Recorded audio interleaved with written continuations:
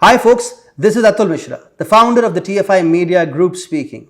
We are being penalized for speaking the truth. Our reach has taken a massive hit. Please subscribe to the channel and press the bell icon. Only you can keep us going. China has stepped on a landmine in Pakistan. One wrong step and it will be blown to pieces. China got in bed with Pakistan with hopes to surround its nemesis India and carry out its nefarious plans in the subcontinent region.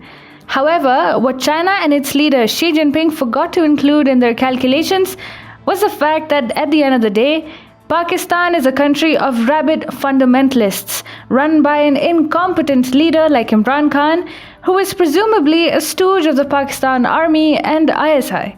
And now it looks like China has ventured into a landmine-ridden region in Pakistan, and the fanatics of Pakistan are looking to take full advantage of the Chinese and their yuan.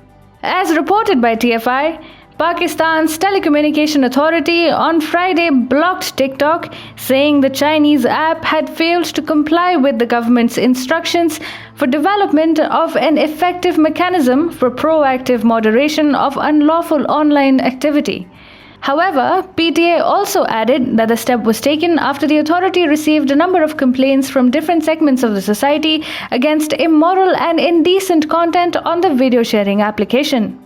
The fundamentalists in Pakistan had forced the government to keep the mosques open all across the country even when Mecca was closed during the peak of the coronavirus pandemic.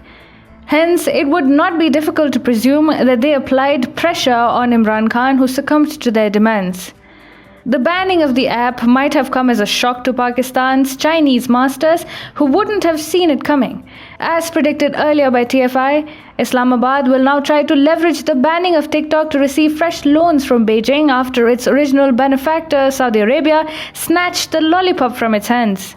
One also needs to understand the charged political landscape in Pakistan currently, which is putting enormous pressure on the Imran Khan Niazi government. Former Pakistani Prime Minister Nawaz Sharif, along with opposition parties, is on a mission to take on the Pakistan Army and Imran Khan.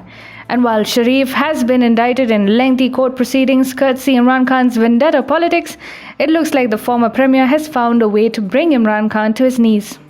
The opposition alliance of 11 parties is being led by Fazlur Rahman, a firebrand Islamist cleric turned politician not exactly known for his progressive views, and he might have had a hand in the banning of TikTok. Once iron brothers, China and Pakistan are divided over the Baloch Liberation Army.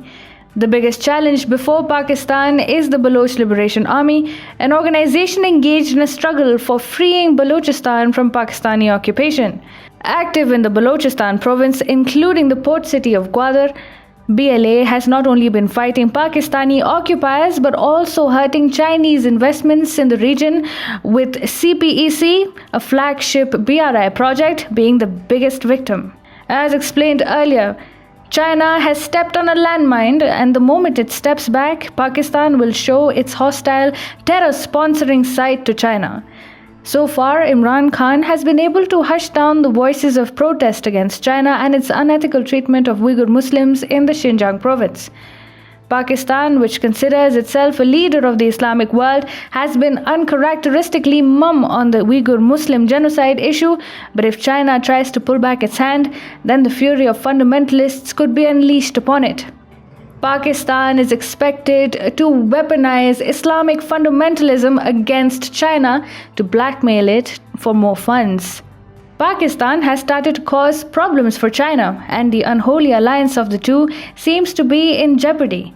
The Islamists and fundamentalists of the terrorist state have reached the tipping point where they only want to fleece China, and if the communist state refuses to do so, then it could have dangerous repercussions in store.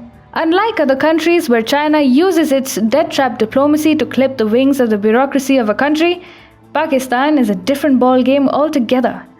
The Pakistani establishment won't hesitate for a second in using Islamist fundamentalists and terrorists to take down the communists of China. For the democratic free world, this is going to be an interesting fight to watch.